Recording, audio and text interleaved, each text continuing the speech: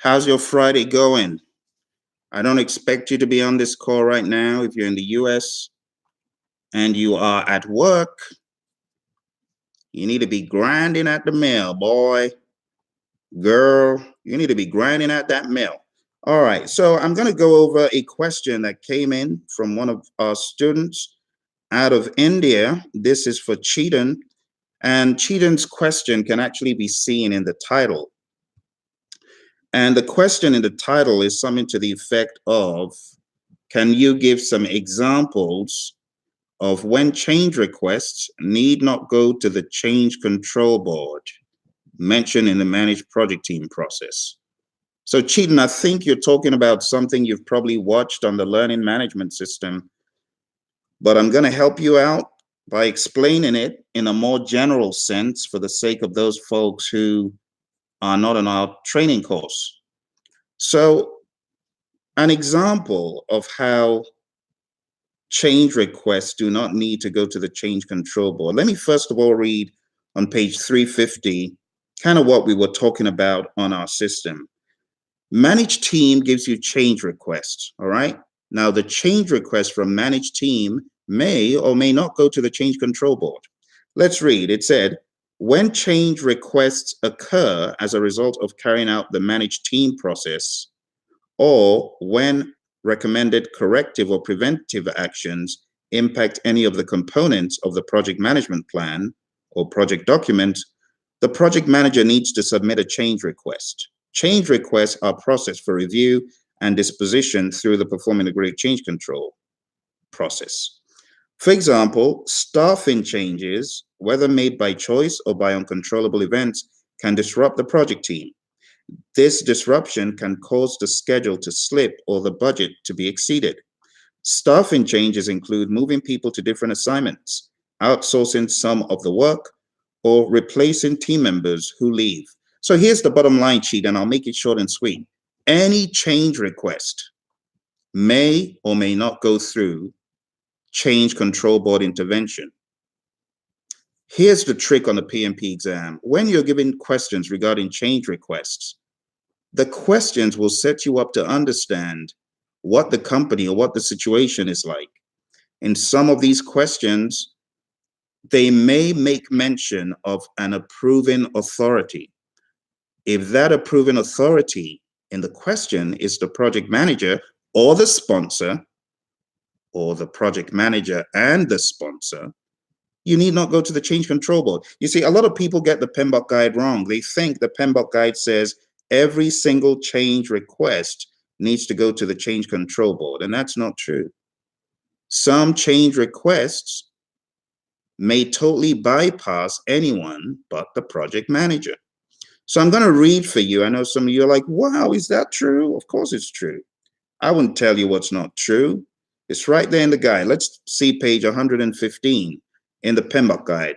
Okay, I'm reading from my iPad mini, and it states there on page 115,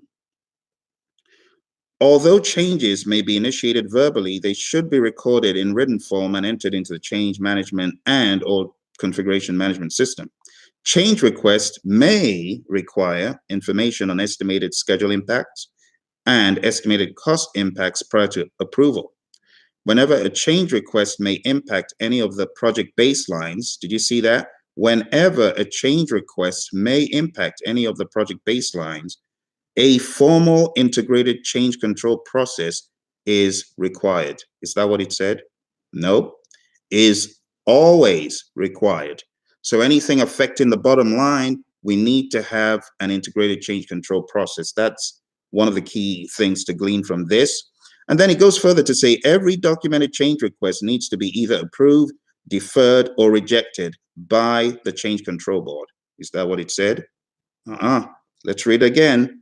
Needs to be either approved, deferred, or rejected by a responsible individual. Now, when you hear the term individual, is that 5 people, 6 people? No, individual means individual. And they go further to say, usually the project sponsor or project manager or maybe an entity like the change control board. So let's read. It says, the responsible individual will be identified in the project management plan or by organizational procedures.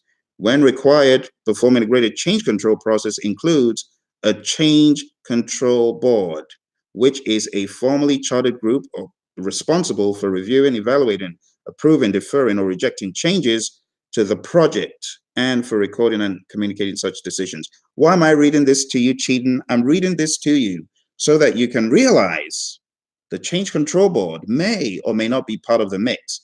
And in instances where the change control board is not part of the approval mix, you're looking for the responsible individual. And if that is the project manager may absolutely not need to go to a change control board or even the project sponsor.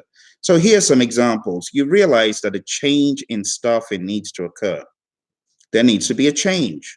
You raise the change requests. You may write the change request.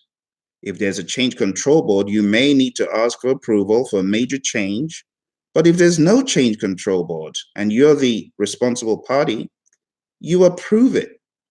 You may not even write it. Now I'm saying in practice, that may not be good, but in reality, a lot of PMs know a change needs to occur. They ain't going to any change control board because there's none. They are the approving authority.